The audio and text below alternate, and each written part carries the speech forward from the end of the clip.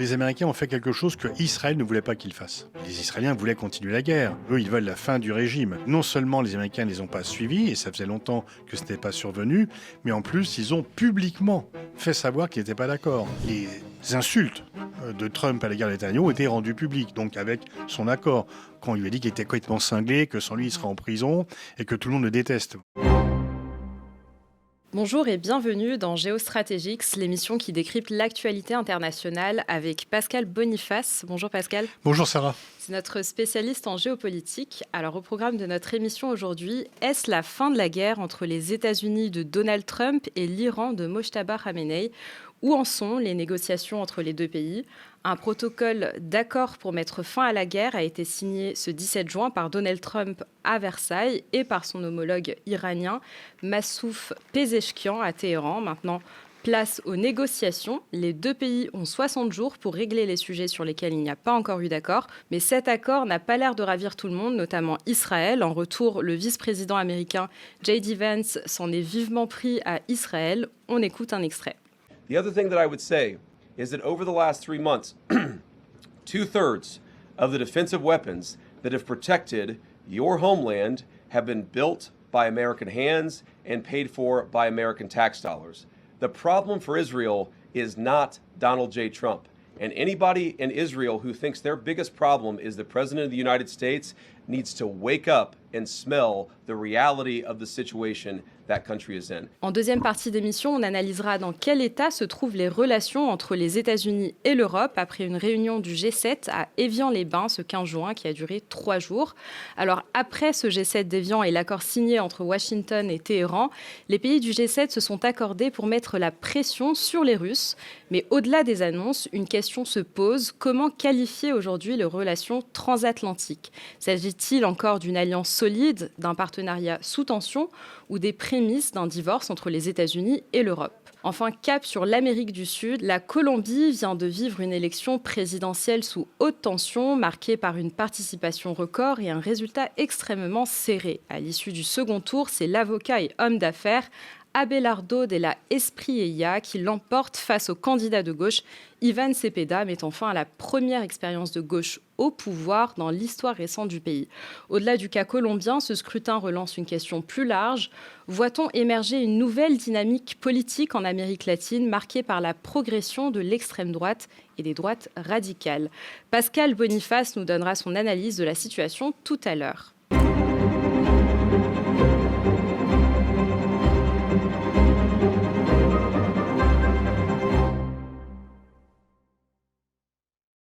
Alors Pascal, un accord de 14 points a été signé par Donald Trump à Versailles et Massoud Pezeshkian donc à Téhéran la semaine dernière. Que vaut réellement cet accord ? Est-ce que c'est la promesse d'une fin de guerre ?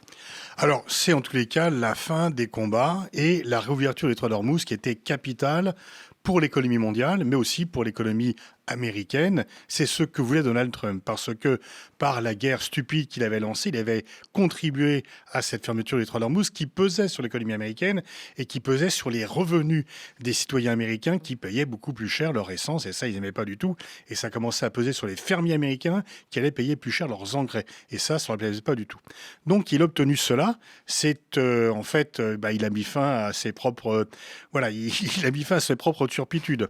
Mais les Iraniens gagnent beaucoup plus parce qu'il y a la levée des sanctions qui est en cours, il y a la libération des avoirs et l'Iran pourrait avoir beaucoup d'argent qui va venir, qui était bloqué. Aussi, ce serait la fin de l'interdiction d'exportation du pétrole iranien. Donc, ils vont pouvoir en vendre, y compris à l'Inde, y compris à la Chine. Donc, ce qui inquiète certains, c'est que l'Iran, tout d'un coup, pourrait, alors même s'il y a beaucoup de destruction, il y a beaucoup de réparations à faire, mais il pourrait potentiellement être à la tête d'un capital assez important et des revenus réguliers plus importants qu'il n'en avait jusqu'ici. Justement, tu l'as dit, donc un des points de l'accord, c'est la levée des sanctions, de toutes les sanctions à l'encontre de l'Iran, notamment sur le pétrole iranien, pour 60 jours en tout cas. Pourquoi ce virage soudain des États-Unis ? Parce qu'en fait, il n'avait pas tellement le choix. C'est la condition que l'Iran a posée et que Trump a dû respecter, ce qui fait que par la bévue qu'il a fait, la catastrophe qu'il a fait en lançant cette guerre, il a donné un avantage. Lui qui voulait éliminer le régime iranien, il est venu le renforcer et lui donner aussi des moyens qu'il n'avait pas auparavant. Il avait condamné l'accord que Obama avait signé en 2015 en disant que ça allait déverser des caches de flot sur l'Iran, mais c'est lui qui va déverser effectivement un immense un immense flot de cash pour l'Iran, bien plus que prévu par Obama. Et donc, c'est un peu le monde à l'envers. Et en fait, peut-être que Trump se dit... parce qu'en fait, il est plutôt pragmatique en réalité. Il n'est pas du tout idéologue. Et il se dit, si je peux faire des affaires avec le régime iranien, si on peut aller investir là-bas, comme au Venezuela. Il a cru, par un raid militaire massif, avoir le même résultat qu'au Venezuela. Ça a échoué. Peut-être qu'il espère le faire par la négociation et se dire, finalement, je vais dealer avec l'Iran. On va voir jusqu'où ça nous va me mener. Mais surtout, il voulait à tout prix la réouverture du détroit d'Ormuz, qui était une sorte vraiment de malédiction. Il était critiqué de toutes parts. Et en fait, si on fait une comparaison entre Poutine et Trump, on voit que Trump est beaucoup plus pragmatique que Poutine. Poutine s'est lancé dans une guerre contre l'Ukraine, qu'il a en fait perdu. Il a gagné les territoires, mais il n'aura pas tout ce qu'il veut. Et il s'entête, il continue la guerre, il n'a pas saisi toutes les occasions. Trump se rend compte qu'il a échoué. Il dit, voilà, j'ai échoué, donc je passe à autre chose. Bon, il ne dit pas qu'il a échoué. Non, enfin, il se dit à lui-même, mais bien sûr, officiellement. Mais Poutine pourrait se dire, j'ai gagné, l'Ukraine ne sera jamais dans l'OTAN, c'est formidable. Donc, bien sûr, Trump publiquement dit qu'il a gagné, que jamais il se met en cause, c'est pas le genre de la maison. Mais en fait, il sait très bien au fond de lui-même que ça n'a pas fonctionné comme il voulait. Et donc, il essaye autre chose et en tous les cas, il essaye de sortir du piège dans lequel il s'est lui-même lui. Alors, autre point de friction, donc le détroit d'Ormuz, Donald Trump affirme que le commerce dans le détroit reprendra son cours comme avant la guerre, mais ce n'est pas ce qu'affirment les Iraniens qui disent que, de leur côté, la situation ne retournerait pas à celle d'avant-guerre. Alors, qui croire finalement ? On verra bien ce qui sera décidé, parce que les Iraniens essayent, avec Oman, qui est l'autre pays qui est en face d'eux, qui est aussi l'autre pays riverain du détroit d'Ormuz, de dire peut-être un péage long, mais des frais de sécurité. Donc en fait, c'est établir un péage. Alors, juridiquement, ça n'a pas de sens. Parce que tu peux mettre, c'est une zone internationale, c'est un détroit, c'est une zone naturelle. Si tu fais un canal comme à Panama, comme à Suez, tu peux demander un péage. Mais tu ne demandes pas un péage pour passer par des flots naturels. C'est contraire à tout le droit de la mer. Mais les Iraniens se sentent gonflés d'orgueil. Là, maintenant, ils ont vraiment leur moment. Et puis, Oman se dit, tiens, c'est peut-être aussi un moyen de récupérer de l'argent. Mais là, ça les mettrait quand même... je ne pense pas qu'ils aillent jusqu'au bout. Parce que les voisins du Golfe sont pas ravis parce qu'ils devraient payer un péage et qu'ils n'ont pas envie.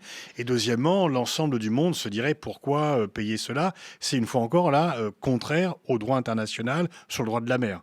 Et ça serait un précédent très fâcheux. Mais on voit bien que les Iraniens se croient tout permis, y compris d'exiger quelque chose ou de dire peut-être qu'on pourrait réfléchir à quelque chose qui est complètement en dehors des clous, des traditions, de la coutume et de la convention de Montego Bay qui régit le droit de la mer. Et un autre gros point de friction, c'est sur le nucléaire iranien. On a eu des annonces du gouvernement de Donald Trump qui affirment que les inspecteurs donc, de l'Agence internationale de l'énergie atomique allaient se rendre sur les sites nucléaires iraniens pour vérifier qu'il n'y avait plus de programme d'armement nucléaire en Iran. Mais l'Iran, de son côté, elle nie cette version, donc, ou en tout cas, elle la minimise. Alors, est-ce un point sur lequel l'accord pourrait tomber à l'eau ? Au départ, c'était le point central. C'était pour éviter que l'Iran ait l'arme nucléaire, que les États-Unis, qui avaient eux-mêmes déchiré un accord qui prévoyait cela. Parce que l'accord d'Obama en 2015, c'est vraiment un accord qui est bien, qui prévoit des inspections très sévères de l'Agence internationale de l'énergie atomique dont tu viens de parler, et qui en fait est là pour à la fois empêcher l'Iran d'avoir l'arme nucléaire et éviter une guerre pour empêcher l'Iran d'avoir l'arme nucléaire. Trump déchire ça et du coup, on a eu les deux. On a eu effectivement 2 guerres en juin 2025, juillet, et là, en février, mars, avril, mai, en fait.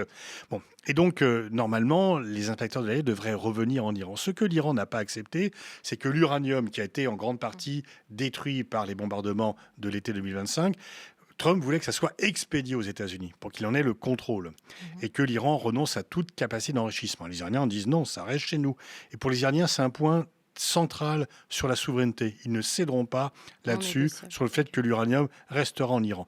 Je pense que la sagesse serait d'accepter le retour des inspecteurs de l'AIEA parce que c'est la bonne foi, c'était l'accord aussi qui était prévu auparavant. Et en fait, en Iran, aujourd'hui, il y a 2 factions. Certains qui disent On n'a pas besoin de l'arme nucléaire. En fait, dans la détroit d'Ormuz, pendant très longtemps encore, peut-être qu'un jour, il y aura d'autres flux, ça passera par ailleurs, mais pour les années qui viennent, on peut bloquer le monde et on a là une arme de dissuasion quand même très très forte. Et d'autres qui se disent, bon, finalement, on voit que la Corée du Nord, ils sont tranquilles, personne vient leur chercher des noises, personne ne vient parler. Tu as vu des gens qui vont faire des manifs pour la libération des Nord-Coréens, t'en as pas vu beaucoup. Pas. Donc il faut qu'on ait l'arme nucléaire comme la Corée du Nord et plus personne viendra nous chercher des ennuis. Et puis bon, Israël a l'arme nucléaire, on peut l'avoir aussi, même si la différence c'est que l'Iran a signé le TNP, pas Israël.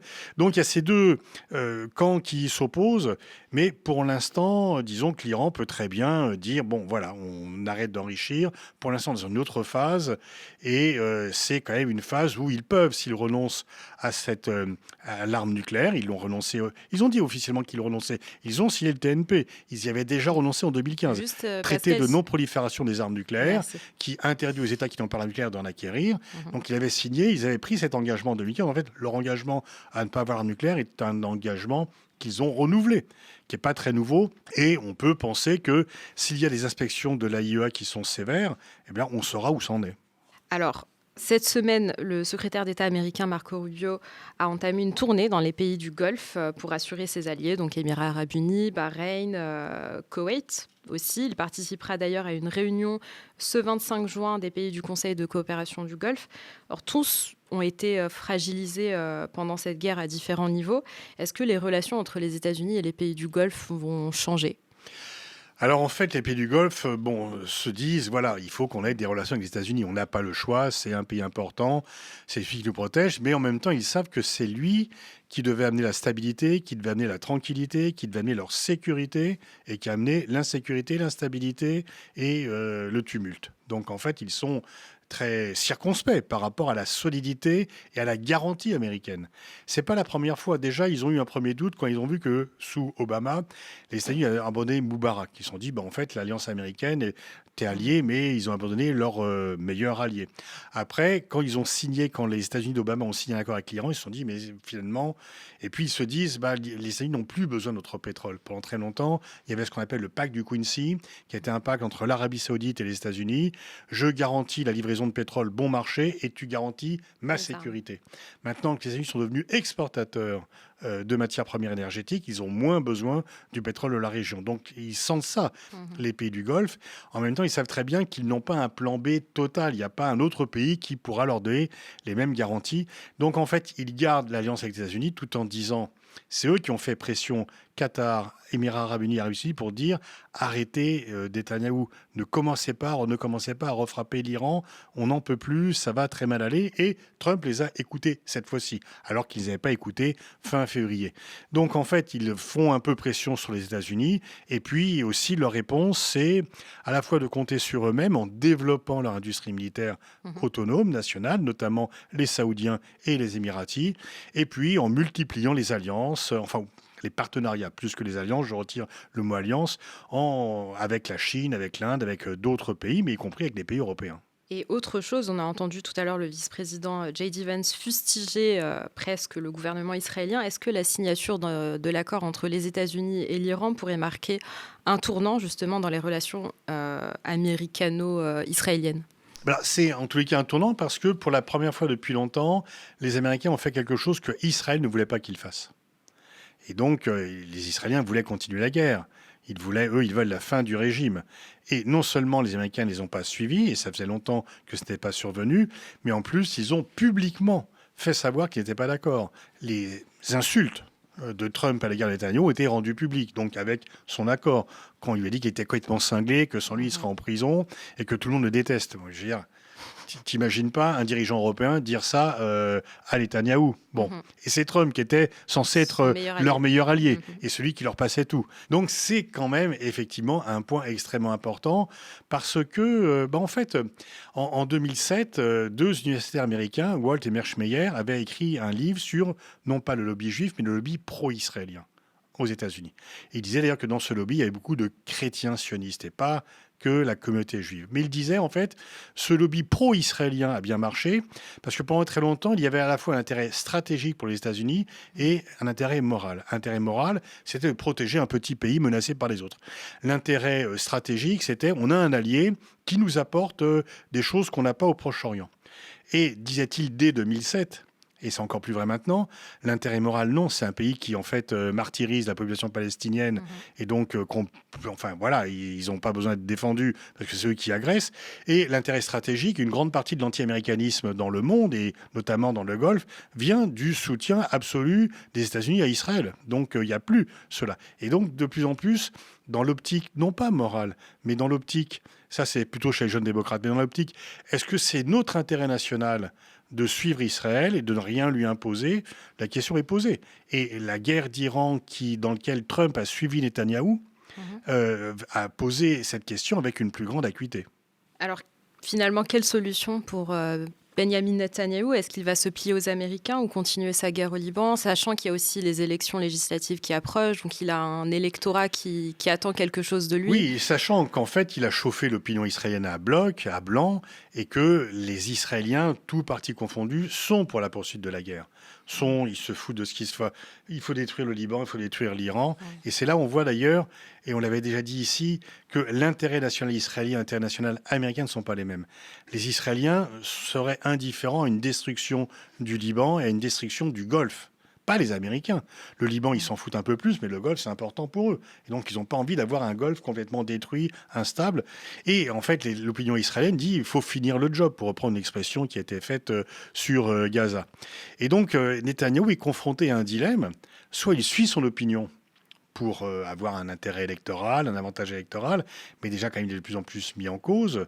Mais s'il suit son opinion, il s'oppose à Trump. Il défie Trump. Trump l'a déjà insulté parce qu'il n'avait pas fait ce que Trump lui demandait. Là, et Jill Evans a été très nette. Attention, c'est nous qui livrons des armes, c'est nous qui vous protégeons, donc n'allez pas trop loin. Et le fait que ce soit Jill Evans montre que c'est pas Trump qui pète les plombs, mais c'est vraiment ressenti très profondément dans l'appareil MAGA. Il y a beaucoup de chroniqueurs, beaucoup de podcasteurs MAGA qui critiquent Israël en disant « Nous, le slogan, c'est America First, pas Israel First ». Donc c'est fragile pour Israël. Et Israël ne peut pas se permettre de se séparer de l'alliance américaine.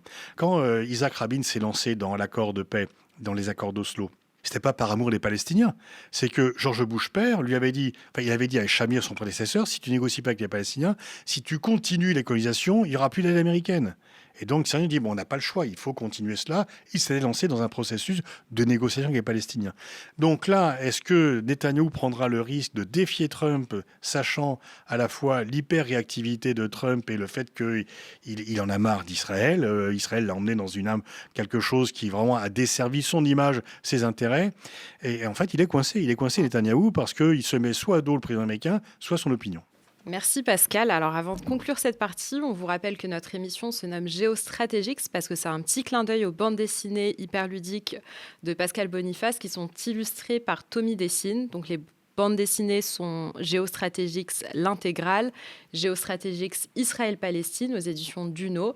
Et la dernière nouveauté, c'est le cahier de vacances La géopolitique, les pieds dans le sable aux éditions Erol, que vous pouvez donc vous procurer sur tous les points de vente. Les pays du G7, à savoir la France, les États-Unis, le Canada, le Japon, le Royaume-Uni, l'Italie et l'Allemagne, se sont réunis ce 15 juin à Évian-les-Bains pour 3 jours de discussion, à l'issue desquels Donald Trump a notamment signé un accord pour mettre fin à la guerre avec l'Iran. Alors après ce G7 d'Évian, on a beaucoup parlé de la Russie, de l'accord signé à Versailles et Téhéran pour mettre fin à la guerre, mais aussi du comportement de Donald Trump à l'égard de ses homologues européens en retard, quand il dit « I am the boss », qui humilie Giorgia Meloni. Bref, moi je me demande comment vont les relations transatlantiques finalement. Voilà. Elles vont très mal parce que Trump a dit que l'Union européenne est un ennemi qui a été créé pour entuber les États-Unis et que les pays européens savent qu'ils ne peuvent plus compter en cas de malheur sur la protection américaine. Mais beaucoup d'entre eux sont dans le déni en disant ça va s'arranger, il faut attendre un peu. Alors Trump ne changera pas. Et même dans 2028, on ne sait pas qui va arriver au pouvoir. Si c'est J.D. Vance, ça sera exactement pareil. Donc il y a beaucoup d'illusions de la part des pays européens. Alors après, il y a deux façons de réagir. On voit bien qu'ils avalent toutes les couleuvres, notamment... Alors Meloni a réagi, parce que aux insultes de Trump, elle a réagi avec dignité, avec force, chapeau à elle, parce que d'autres n'ont pas ce courage de se frotter à Trump et de répondre droit dans les yeux sur le même ton. Ce que ne font pas les autres présidents ou premiers ministres des grands pays européens quand Trump se moque d'eux ouvertement. Je pense que par rapport à ça, il y a deux façons. Alors on dit, est-ce que ça valait le coup d'inviter à Versailles? Ça coûte très cher. Et en fait, deux façons de voir les choses. Lui passer la brosse à reluire, flatter son ego. En fait, tout flatteur vit aux dépens de celui qui l'écoute. Donc ça coûte pas cher. Enfin, ça coûte, bien sûr, on va dire, ça coûte cher Versailles, mais par rapport à... bon. Par contre, donc on peut faire des concessions, dire formidable accord que vous avez trouvé avec l'Iran, personne n'en croit un mot, tout le monde se fout de sa gueule par derrière, parce qu'il dit, en fait, formidable accord que tu as trouvé, tu as foutu le bordel. Enfin, c'est comme quelqu'un qui se tape avec un marteau sur les doigts et quand il arrête, ça le soulage. Bon, c'est ça son accord. Bon. Personne n'est dupe. Et ça coûte rien de dire, bon, le mec, il est complètement égocentrique, on va lui faire plaisir. C'est, une fois encore, tout flatteur vit aux dépens de celui qui écoute. Par contre, quand on fait des vraies concessions politiques, ou des concessions économiques, comme par exemple accepter un accord commercial où il n'y a plus de taxes sur les produits américains et nous, on paye 15% sur les taxes sur les produits qu'on envoie aux États-Unis, là, c'est des vraies concessions. Le défi, après, ça sera...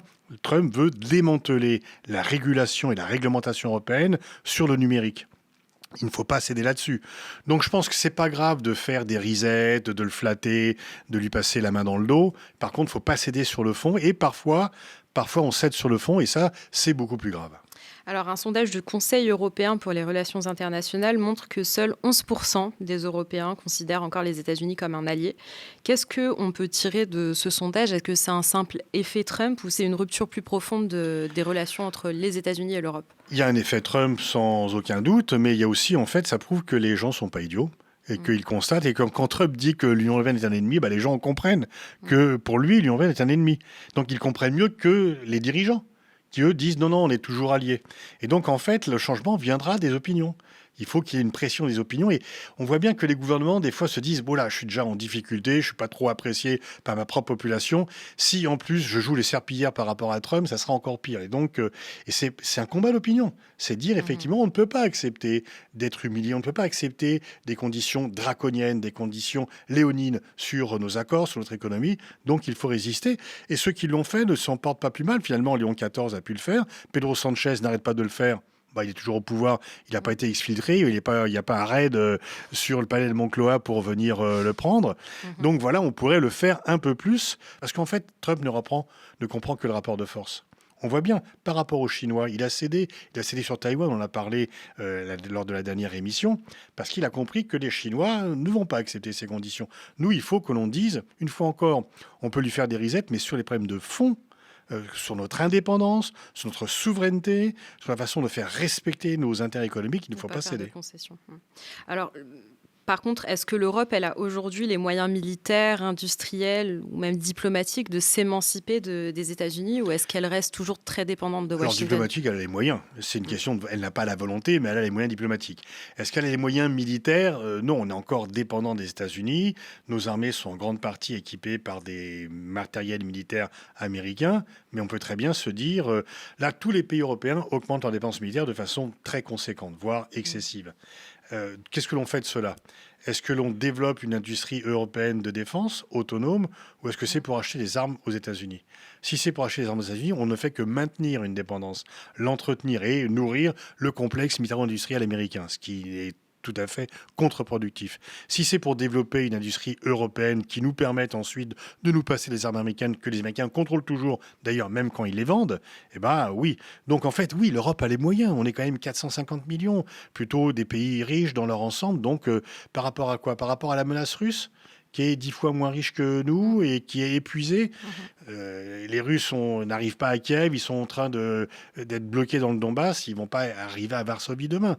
Donc il faut peut-être s'en méfier, il faut faire attention à ce qu'ils font, mais on ne peut pas dire que la menace militaire russe est tellement importante que l'on doit tout passer à Trump. Tant mieux s'il y a une alliance avec les États-Unis, mais on doit quand même, au sein de cette alliance, être alliés, mais pas alignés. Et finalement, est-ce qu'à force de chercher à ménager Donald Trump, les Européens ne risquent pas de perdre toute capacité de négociation avec Washington? Bah oui, parce qu'en fait, Trump ne comprenant que le rapport de force, plus on recule, plus il avance. Et surtout, on perd aussi notre crédibilité par rapport au monde extérieur. Parce que si on n'est pas capable de nous défendre nous-mêmes par rapport à Trump, que vont penser les Chinois, que vont penser les Sud-Africains, les Brésiliens, les Indonésiens, les Indiens et tout cela? C'est On va l'image dire, aussi. l'Europe est faible, donc en fait, et que vont penser les Russes aussi. Donc en fait, pour notre image, nos intérêts et notre relation avec les autres pays de la planète, on a intérêt de ne pas reculer face à Trump. Alors tu le disais tout à l'heure, même Giorgia Meloni, qui est pourtant souvent présentée comme l'une des dirigeantes européennes les plus proches idéologiquement de Donald Trump, elle s'est retrouvée elle-même visée par ces critiques. Alors que nous dit cet épisode de la nature des relations que Trump entretient avec ses alliés? Ah bah, il les méprise tous, c'est-à-dire qu'il n'a pas d'alliés. Lui, il a des vassaux. Bon, il a pas d'alliés. C'est tous ces gens-là, dans son esprit, ont vécu aux dépens des États-Unis, se sont fait biberonner par les États-Unis. Il faut présenter la facture pour qu'ils la payent, alors qu'ils ont des arriérés extrêmement importants. C'est faux, mais c'est sa conception du monde. Et donc, il peut effectivement insulter. Il l'a fait pour Macron, il l'a fait pour Keir Starmer, il l'a fait pour Merz, il le fait pour tout le monde. Netanyahou, pour Mais d'autres, voilà. d'autres Mais y alliés. compris donc les alliés européens. Ouais. Donc en fait, lui, il n'y a pas d'alliance. Il n'y a pas d'alliance. Il y a soit des rivaux, soit des larbins. Bon, donc à nous de prouver qu'on n'est pas des larbins. Et effectivement, il aime bien, on voit bien quand même, c'est un travailleur psychologique, il aime bien mettre les épaules à terre, dire qu'il a gagné. Enfin, on voit, c'est pas par hasard qu'il a fait un spectacle de MMA pour ses 80 balais, quoi. C'est bon. On voit bien que c'est le mal alpha dans toute sa splendeur. Ouais. Et lui, la victoire, c'est quand l'autre a perdu à zéro. C'est pas quelque chose. Les Chinois sont pas comme ça. Il aime bien humilier. Pas les Chinois. Mais quand tu humilies les gens, à force, tu as quand même un match retour qui peut être douloureux. Alors, la diplomatie européenne, est-ce qu'elle a encore une capacité d'influence au Moyen-Orient ou est-ce que les grandes décisions se prennent désormais sans elle? Poser la question, c'est un peu y répondre. J'ai pas l'impression qu'on a eu une influence extrêmement forte sur Israël, sur le Liban, parce qu'en fait, comment avoir une influence forte alors qu'on s'interdit de critiquer Israël? On refuse tout moyen de pression réel sur Israël. On critique, on va faire des communiqués, on dit « Oh là là, c'est pas bien ce que vous faites, patati patata ». Mais il n'y a aucune sanction qui a été prise. Donc les Israéliens, ils sont pas fous. Ils se disent « De toute façon, on fait n'importe quoi, on fait ce que l'on veut, les Européens vont protester, c'est leur problème. Et puis ensuite, on lancera tous nos relais de propagande pour dire antisémitisme s'ils veulent faire quelque chose de plus ». Donc en fait, quand tu te prives de tout moyen de pression, comment veux-tu avoir une influence? Israël a demandé à ce que la France ne participe pas aux négociations sur le Liban. Le Liban est quand même un ami, un allié de la France. On a dit ah oui. Et est-ce qu'on a pris des moyens de rétorsion? L'ambassadeur Israël est convoqué au Quai d'Orsay. Il ne vient pas, il envoie son adjoint. Qu'est-ce qu'on a fait? Rien. T'imagines qu'un ambassadeur d'un autre pays, il y en a que deux qui l'ont fait, c'est les États-Unis et Israël. Mais tout autre ambassadeur qui fait ça. Et donc, en fait, on aurait pu dire, écoutez, monsieur l'ambassadeur, vous voulez pas venir, voilà, merci, au revoir, et on ne veut plus travailler avec vous. Mais on continue. Donc en fait, on se fait quand même régulièrement berner, voire insulter par Israël, et on tend la joue gauche, donc il y a peu de raisons que ça cesse. Ma dernière question, c'est à l'avenir, est-ce que tu vois une Europe plus indépendante des États-Unis ou au contraire toujours plus contrainte de s'aligner sur Washington? C'est le grand choix qu'elle a à faire et alors ça dépend des différentes élections dans les différents pays. Mais je veux dire, l'avenir, c'est l'autonomie. L'autonomie ne s'oppose pas à l'alliance, elle s'oppose à la dépendance. Donc on pourrait dire, on est autonome, mais on reste allié. On se fait plus respecter. Mais on voit bien, notamment en Allemagne, y compris en Allemagne, et dans certains pays, il y a cette volonté ou cette peur de fâcher les États-Unis et de se dire, bon, on va subir un peu, c'est pas si douloureux que ça, on peut l'accepter. Mais c'est vrai, et le chiffre que tu as cité tout à l'heure est quand même significatif, les opinions publiques européennes n'en peuvent plus de devoir accepter les ultimatums et les privations et les insultes de Donald Trump. Merci Pascal. Tout de suite, la dernière partie de notre émission. Après les États-Unis de Donald Trump, l'Argentine de Javier Milei ou encore le Salvador de Nayib Bukele, l'Amérique latine assiste-t-elle à une nouvelle poussée de l'extrême droite? La Colombie vient à son tour de basculer. Le 21 juin, l'avocat millionnaire Abelardo de la Espriella a remporté l'élection présidentielle face au candidat de gauche Iván Cepeda, mettant fin à l'expérience de Gustavo Petro, premier président de gauche de l'histoire du pays. Alors, avant de passer à l'échelle régionale, la Colombie était considérée comme un allié traditionnel des États-Unis, mais l'élection de Gustavo Petro en 2022 avait marqué une rupture historique. Est-ce qu'avec la victoire de Abelardo de la Espriella, est-ce qu'on assiste à un simple retour à la normale ou à quelque chose de nouveau? Alors, je dirais que c'est un retour à la normale en Colombie, même s'il est plus à droite que les précédents présidents de droite, mais ceci était quand même... les présidents de droite en Colombie ont quand même aidé les milices armées, les escadrons de la mort, etc. Donc, c'était quand même pas la droite classique, quoi. C'était... Bon. Mais, je dirais, au-delà de l'extrême droite, on voit, et il faut avoir l'honnêteté intellectuelle de le reconnaître, que Trump est en train de gagner en Amérique latine.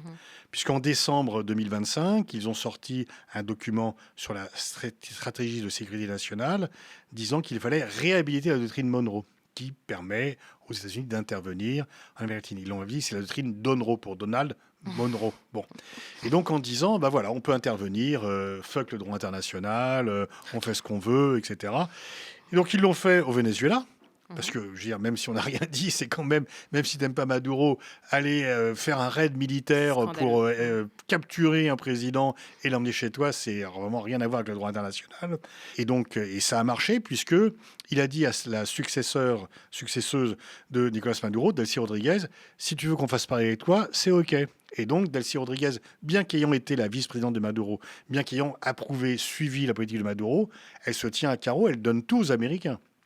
Elle donne tout aux Américains parce qu'elle n'a pas envie qu'il y ait un autre raid avec des hélicoptères et elle se dit je suis quand même mieux dans mon palais présidentiel que dans une geôle à New York. Et donc en fait le Venezuela est passé sous contrôle américain. C'est le même régime.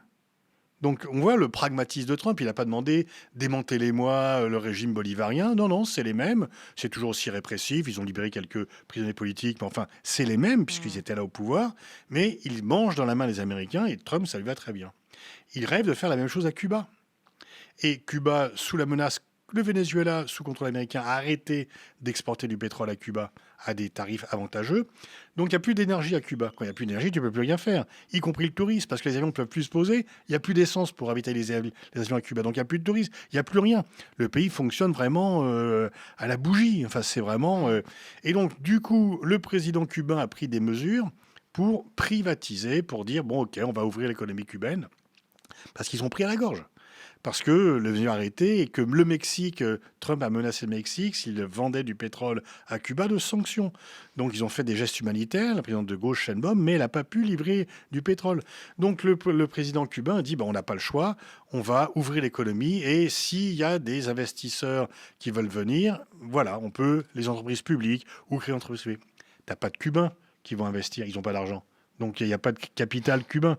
Donc, qui va investir éventuellement? C'est des Cubains de Floride. C'est ceux qu'on traitait de gusanos, les vers de terre, qui ont fui Cuba, qui ont fui le régime castriste. Et donc, tu risques d'avoir Cuba qui passe sous contrôle américain. Et Trump peut très bien dire, alors pour l'instant, il n'a pas dit oui à ce projet-là, mais à la limite que ce soit nominalement parti communiste cubain qui soit toujours au pouvoir, si tout d'un coup les hôtels, les usines peuvent de nouveau, les mines, être achetées par les compagnies américaines, Trump, ça lui ira très bien. Tu as la Colombie qui vient de retomber dans son cycle naturel.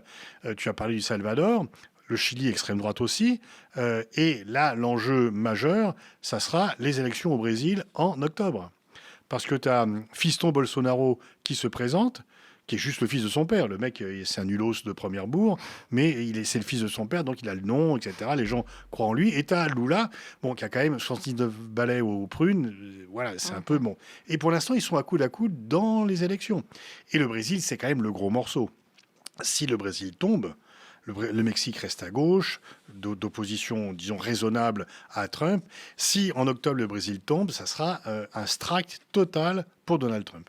Alors justement, dans les années 2000, l'Amérique latine avait connu une vague rose de gouvernement de gauche.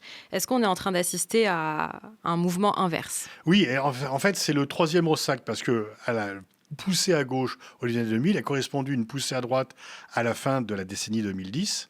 Okay. Avec la chute de Lula et aussi au Brésil.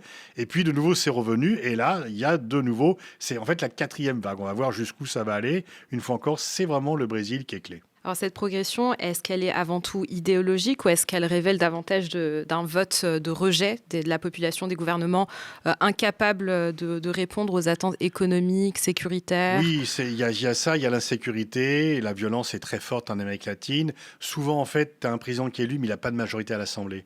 Et donc, c'est le cas notamment de Lula, d'ailleurs. Et donc, il ne peut pas vraiment faire les réformes qu'il voudrait faire parce qu'il est bloqué au Parlement. Tu as aussi le Covid qui a laissé des traces. Tu as les menaces de Trump. Et tu as effectivement aussi la droite évangélique qui gagne du terrain sur le plan religieux en Amérique latine et qui abonde dans ce sens-là d'un point de vue politique. Et qui correspond du coup plus à l'extrême droite ou la droite? Qui correspond plus à l'extrême droite qu'à la gauche. Alors, justement, j'avais une question sur le projet commun, s'il y en a un, des extrêmes droites en Amérique latine. Est-ce qu'il s'agit de mouvements très différents ou bien est-ce qu'ils peuvent se réunir ou est-ce qu'ils se rejoignent sur certains thèmes, sur la sécurité? Ils vont se collaborer pour dire l'alliance avec Trump, combattre la gauche, combattre les mouvements indigènes, combattre les droits sociaux, combattre les minorités et le droit des minorités. Effectivement, il y a ce programme commun entre eux et dire la sécurité par la force, ce qui a marché au Salvador à un prix extrêmement important, mais qui ne risque peut-être pas de marcher aussi bien en Colombie. Alors, Donald Trump a rapidement félicité de la Espriella. Dans quelle mesure la réélection justement de Donald Trump a renforcé les droites radicales en Amérique latine? D'une part, il s'appuie sur lui. Les menaces, il y a des gens qui ont voté pour lui parce qu'on dit si on ne vote pas pour lui, on aura des sanctions américaines, on ne veut pas se le permettre. Donc il y a la peur. Et puis il y a quelque part sa grossièreté, son caractère macho galvanise une partie de l'électorat qui se disent voilà, c'est l'homme qu'il nous faut et on va voter pour l'homme qui correspond à celui-ci. Merci Pascal et merci à vous d'avoir suivi cette émission avec nous sur le plateau du Média. C'était Géostratégiques avec Pascal Boniface. Si vous avez apprécié notre émission, n'hésitez pas à vous abonner à notre chaîne YouTube et nos réseaux sociaux. Et quant à nous, on se retrouve très vite pour une nouvelle analyse de l'actualité internationale. À très bientôt.